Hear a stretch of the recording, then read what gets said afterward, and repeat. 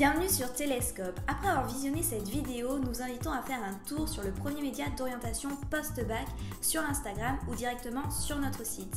Vous pouvez également télécharger nos fiches de révision gratuites en lien dans la description pour vous aider dans vos révisions.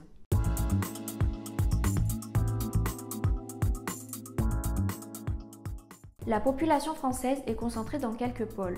La région Île-de-France concentre 19% de la population et ne représente que 2,2% du territoire français. Les 6 régions les plus peuplées concentrent 50% de la population sur seulement 22% du territoire. Cependant, certaines zones sont aussi vides, comme la zone que l'on appelle la diagonale du vide, qui part du nord-est de la France jusqu'au sud-ouest du Massif central. La disparité est tout aussi présente à l'échelle locale. Cependant, les littoraux à l'ouest et au sud sont dynamiques. Les côtes ont une densité démographique élevée. Avec l'industrialisation, les populations se concentrent beaucoup dans les grandes villes comme Paris, Lyon, Bordeaux, Rennes, Toulouse ou Nantes. Parler de métropolisation, donc c'est lorsque l'organisation du territoire renforce la puissance des métropoles. Dans les zones rurales, la baisse de la population engendre un cercle vicieux.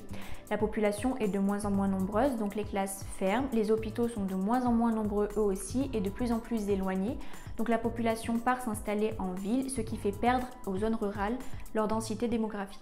La migration de la population s'élève à 2% par an. Elle peut s'expliquer par des déménagements, par le départ des étudiants en ville pour leurs études ou encore par la retraite au soleil. Elle se concentre donc principalement dans les grandes villes ou dans le Midi.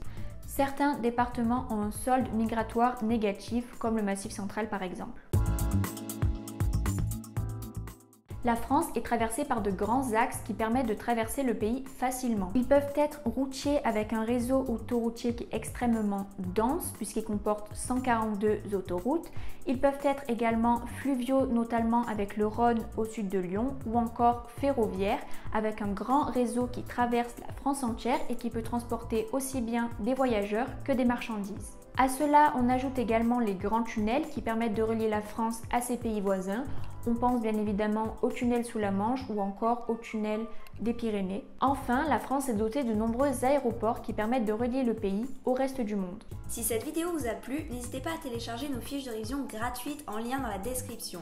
Ces fiches de révision couvrent tout le programme du tronc commun et ont toutes été rédigées par des élèves ayant obtenu la mention très bien au bac. Enfin, n'hésitez pas à vous abonner à notre compte Instagram et à profiter des nombreuses ressources du premier média d'orientation post-bac.